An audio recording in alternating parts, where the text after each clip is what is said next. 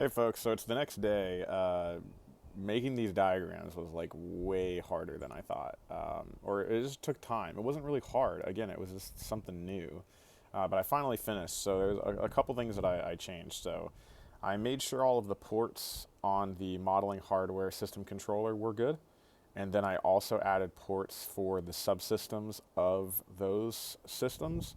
I only did one diagram deep. I could have gone and done I could have done an internal block diagram for Dynamics or OpenGL, but I didn't want to, or even UART, but I didn't want to go that deep. I could.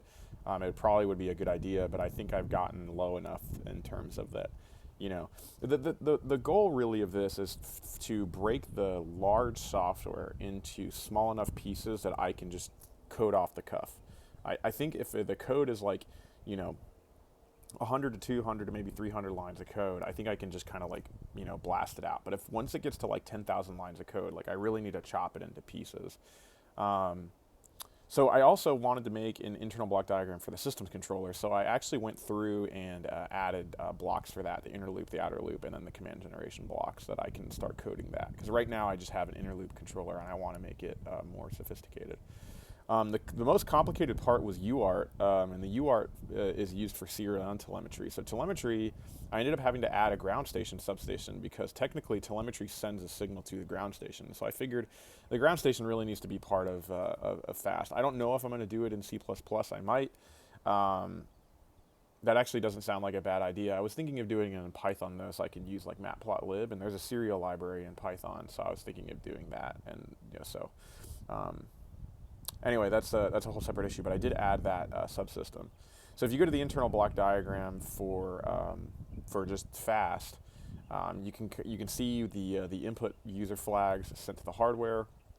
You can see the telemetry matrix sent to the ground station. You can see the input file, the input matrix sent to the modeling, and then the model sending the values to hardware.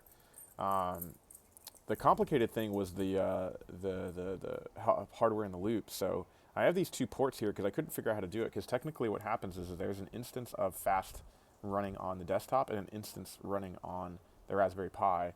And so technically what's happening here is that one system is going to send the sense matrix via UART over to, say, the Pi, and the Pi is going to use that to run the controller and then send it back. So the hardware basically sends it to itself, but there's two different instances. So I was having trouble figuring that out, but I think this is in a position that I want. The modeling subsystem is super easy. So basically Dynamics takes the control input, and the control input's either going to be from UART, when hardware in the loop, or it's going to be from the system controller itself. The Dynamics block also sends the model values or matrix to OpenGL to render, and obviously the render.txt goes in here.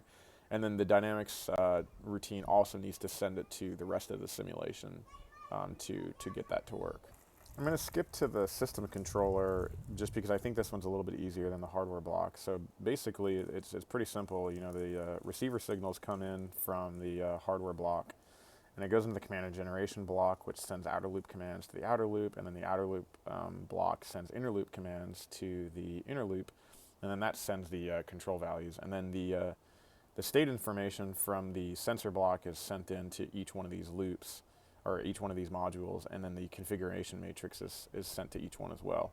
I'm not entirely sure if I need the configuration matrix to go into each one, because I actually haven't written these, but I'm leaving the port there just in case I need it. I definitely know that I need the sense routine here, so I went ahead and did that there.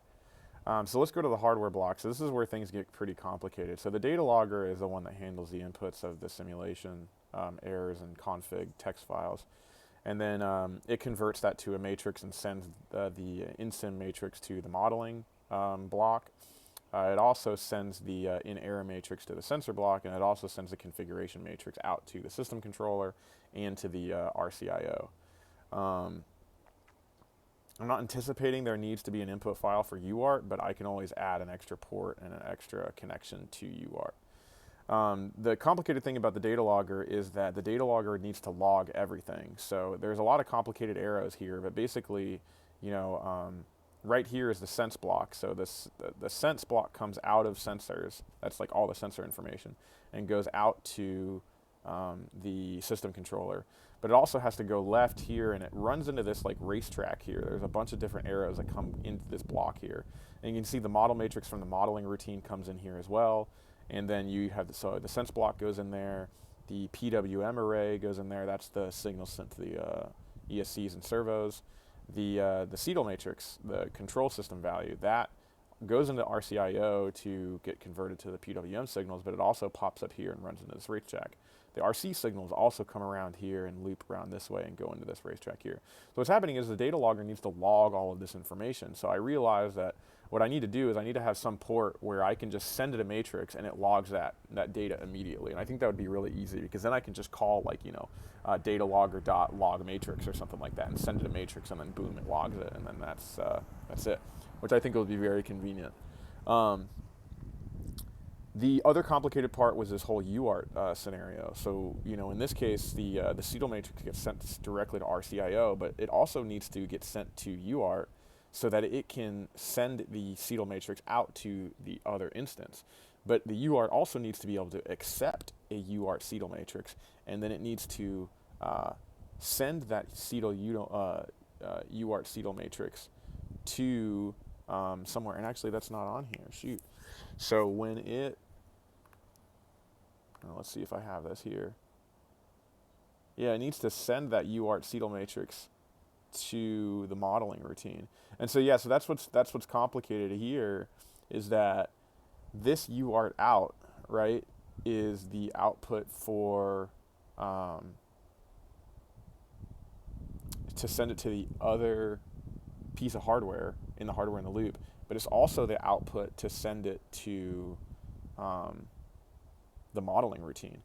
And so that's where this gets complicated, and it was hard for me to get this to work. I think if I did this without hardware in the loop, I think it would make a lot more sense.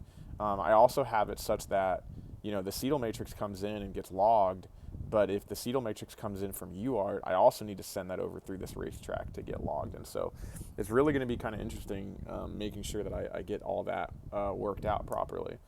But again, I think I've gotten this to a point where it's sort of in bite-sized chunks. You can go to the tool here and set export image, and you can save diagrams as PNGs. So I was actually able to save all these diagrams as PNGs in here, which was convenient, so I can kind of throw this into a paper or something like that if I need to, or just reference it for later without having to load Astah.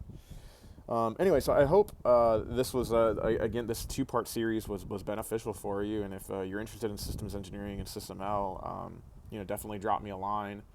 We have a pretty good systems engineering department here. We have a master's program and a PhD program, and I think we're working on an undergraduate program. And so if this is kind of the stuff that you're very interested in doing, definitely let me know.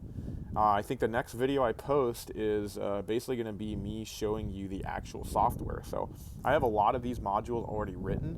What's not written is sort of the connection between them, all of the different ports and that I just created. So what I'm gonna have to break the entire software and then basically make a video showing you. It's like a showcase, like, hey, here's the software, and it's in the position that it's exactly in the position that I want, and so you guys can take it and run with it. The hardware in the loop simulation, the goal for that is to have that working by May. So I won't have UART completely operational, nor will I have the ground station completely operational, but everything else will at least be there. So hope you enjoyed this video. I'll see you in the next one.